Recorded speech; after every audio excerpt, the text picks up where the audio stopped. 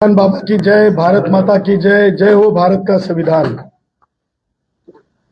पत्रकार भावांनो, जिथे म्हणजे एखाद्या प्रकरणाला वाचा फोडायची असते तिथे माध्यमांचा खूप मोठा रोल असतो आणि जेव्हा समूह मायनॉरिटी असतो त्यावेळेस ती वाचा फक्त माध्यम फोडू शकतात।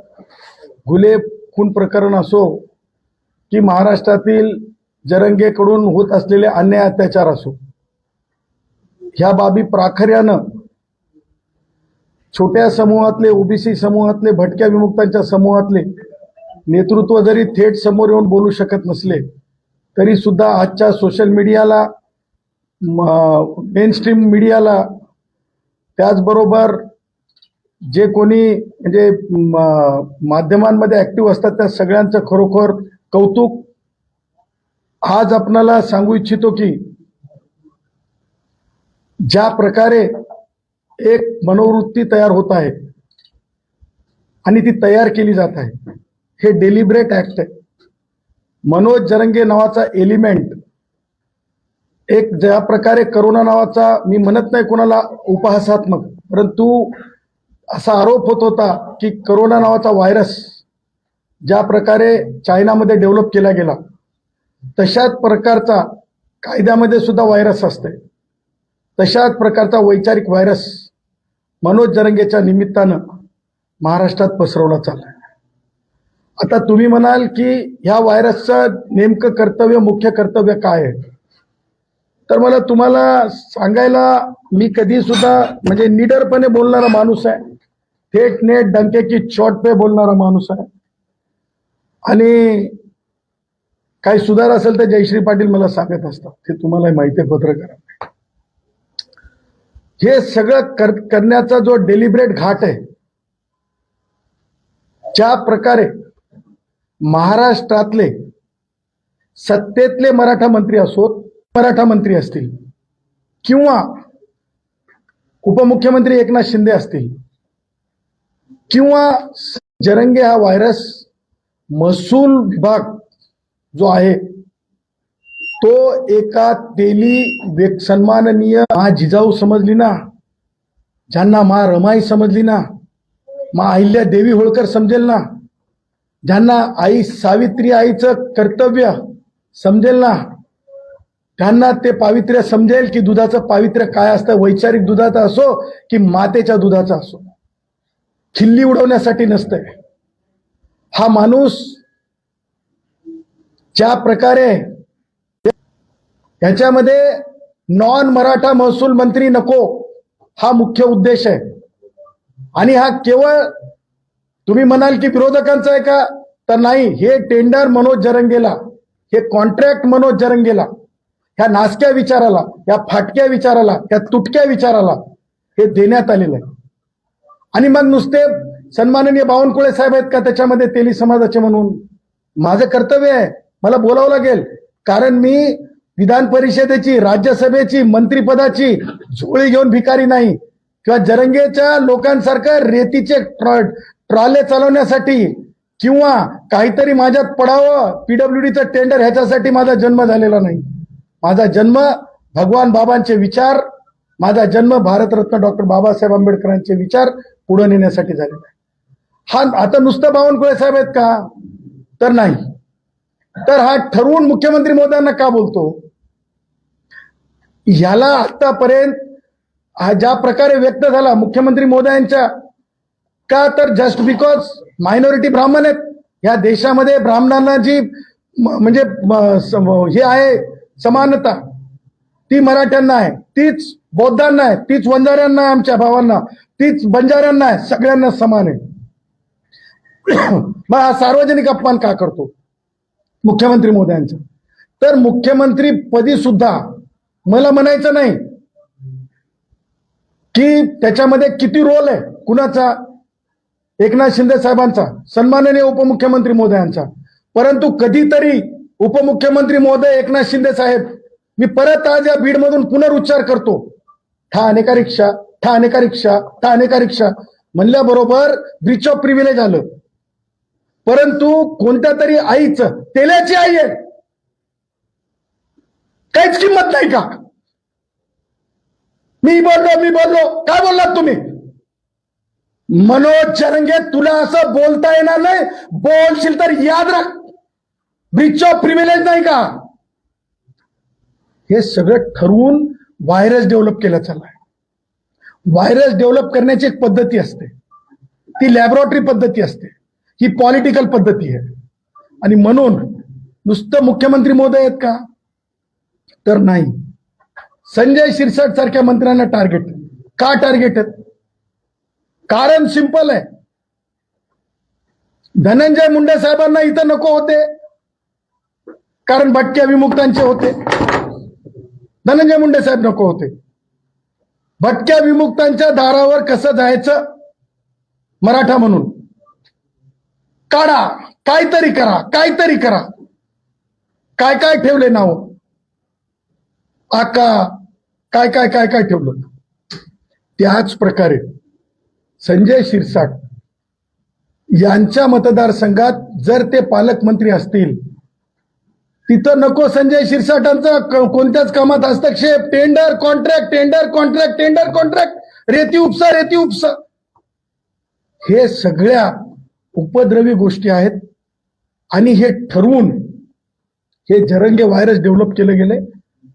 आणि हे व्हायरस एका प्रकारे ह्या नुसत्या महसूल मंत्री पदावर किंवा मुख्यमंत्री पदाच्या बाबतीत हे व्हायरस काम करणं झालंय, हे डसणं झालंय.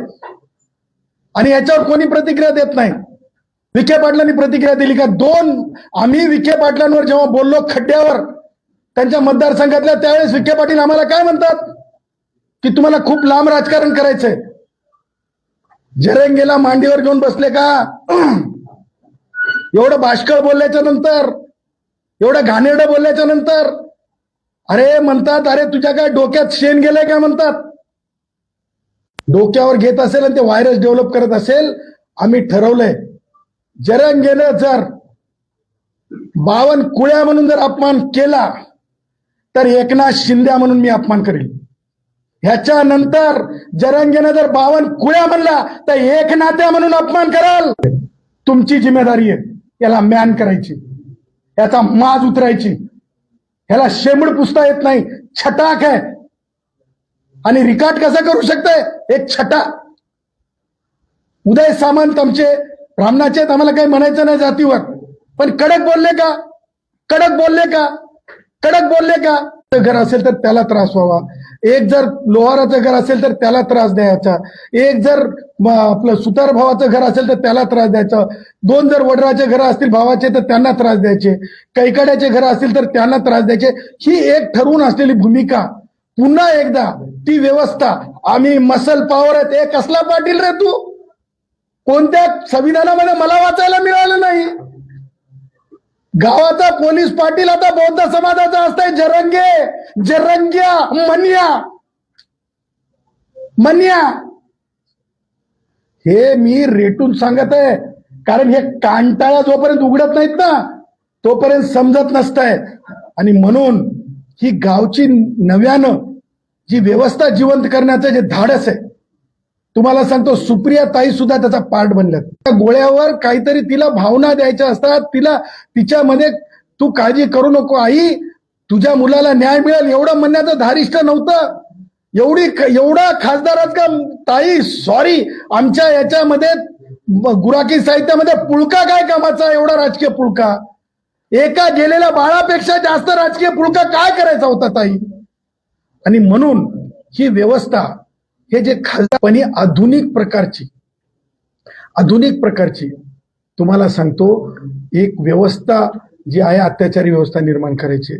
जो मुलगा, मला सांगा, माननीय आमचे ते वाल्मिक कराड साहेब, त्यांची चार्जशीट तुम्हाला पत्रकारांना सांगतो, एक दिवस आपण त्या चार्जशीटवर आपण तुम्हाला सांगतो, विधी महाविद्यालयाच्या ते सामान्यातल्या सामान्य वंचितांपर्यंत लग्न कार्याला मदत करणारा कोणी सुद्धा भटक्यातला घडू नये, दिसू नये, पुढे हिंमत करू नये, अशा प्रकारचं हे टॉर्चरिंग वर्क आहे. आणि मला सांगा, जे धस भस काय काय होते ते आका बाका म्हणत गेले, ते आज कुठे आहेत? ते लपलेले आहेत की हरवलेले आहेत? दस आपण हरवलात का? दस आपण हरवलात का? विचारतो प्रश्न, बीडमध्ये येऊन विचारतो की आपण हरवलात का? आणि म्हणून माझं तुम्हाला म्हणणं आहे, तुम्ही आपल्या माध्यमातून सरकारला, की अशी व्यवस्था निर्माण होऊ देऊ नका. आणि घुलेंच्या बाबतीमध्ये सांगायचं झालं तर आज सन्माननीय सानप साहेब असतील, सन्माननीय आमच्या ताई असतील, सन्माननीय जे आमचे ओबीसीतले, आमचे भटक्या विमुक्तातले, जे राजकारणाच्या पलीकडे, आम्ही सगळे राजकारण म्हणजे ही सगळी राजकारणी मंडळी असू देत, मी बिगर राजकारणी माणूस आहे, जयश्री पाटील बिगर राजकारणी आहेत. आम्ही यांच्यासाठी सेवक म्हणून, घुलेंचे सेवक म्हणून, भगवान बाबाचे शिपाई म्हणून, भगवान बाबांचं कार्य पुढे नेण्यासाठी म्हणून आम्ही जे जे करता येईल न्याय देण्यासाठी आम्ही ते करण्यासाठी कटिबद्ध आहोत. आज माध्यमांना आम्ही पुन्हा एकदा हेच सांगत आहोत की एक आमचा मास्टर प्लॅन तयार आहे. तो मास्टर प्लॅन आम्ही 8 दिवसाच्या नंतर, बरोबर 8 दिवसाच्या नंतर आम्ही जाहीर करू. आणि त्या 8 दिवसाची आम्ही मोहलत दिलेली आहे. 8 दिवसामध्ये जर ही वस्तुस्थिती सत्य असताना, एक लक्षात ठेवा, वाल्मिक कराड साहेबांना जसं अरेस्ट ठेवल्यामुळं जजमेंट जेव्हा येईल तेव्हा कंपन्सेशन सुद्धा द्यावं लागेल, त्याच प्रकारे तुम्हाला सांगतो डिले झाल्यामुळं त्या याच्या पोराला, त्या काय त्या औलादीचं नाव, हा बजरंगचं पोरगा, काय ते बजरंगचं पोरगा सौरभ, त्याला उशीर झाला कारवाईला म्हणून जर उद्या न्यायालयाने ताशेरे सगळ्यांच्या राखल्या जातील. पण येणाऱ्या काळामध्ये 8 दिवसात या गोष्टीला पूर्णत्वास न्यावं, न्यायासाठी पुढाकार घ्यावा. दुसरी गोष्ट, माझी जी भगिनी आहे, घुले भगिनी, त्या भगिनीला तातडीनं नोकरी द्यायची, दिलीच पाहिजे. भटक्या विमुक्ताची आहे, माझी बहीण आहे, भगवान बाबाच्या भक्त आहे, भटके विमुक्त आहोत. का तर ते पानसट बोलणार त्याच्या भीतीपोटी ताज्या बहिणीला, घुले बहिणीला तातडीनं जर नोकरी नाही दिली या खून प्रकरणात, तर जेवढ्या नोकऱ्या दिल्या तेवढे शासन निर्णय माननीय उच्च न्यायालयात मी चॅलेंज करणार. आणि मन्याच्या शिफारसीनं खरं कोण आत्महत्या केल्या होत्या आणि खोट्या कोण दर्शवण्यात आल्या याची सुद्धा चौकशीची मागणी करणार. मन्याला पळती भुई कमी पाडणार. मन्यानं हे लक्षात ठेवावं. मन्यानं हे त्याची उष्टेगिरी लाळ गळेपर्यंत ते छटाकणं आता ह्याच्या पुढं आपल्या मर्यादेत राहावं. आणि जे मंत्री, पुन्हा एकदा आपल्या पत्रकार परिषदेला माझं मत थांबवताना सांगतो की जे कोणी सत्तेतील मंत्री मन्याला मदत करत असतील, मग ते शिंदे गटाचे असोत की भारतीय जनता पक्षातले मराठा मंत्री असोत, त्यांना सांगत आहोत सावधान. किंवा विरोधी उद्धव ठाकरे गटातले आमदार असतील, खासदार असतील, किंवा शरद पवार गटातले असतील, किंवा अजितदादांच्या गटातले जे कोणी असतील, जर मन्यानं एकाही ओबीसी भटक्या विमुक्ताला जर अपशब्द काढले तर मन्याला जे जे भेटतात. मग मी तुम्हाला उदाहरणार्थ एकनाथ शिंदे साहेबांचं उदाहरण दिलं, मला त्यांचा अपमान करायचा पण उदाहरण दिलं, त्याच प्रकारचं वक्तव्य आम्ही करत राहू. आमचा भटका विमुक्त त्याच प्रकारे करत. मान्य आहे का सगळ्यांना आपल्याला? मान्य. आणि आपल्याला काही प्रश्न असतील तर आपण विचारू शकतो.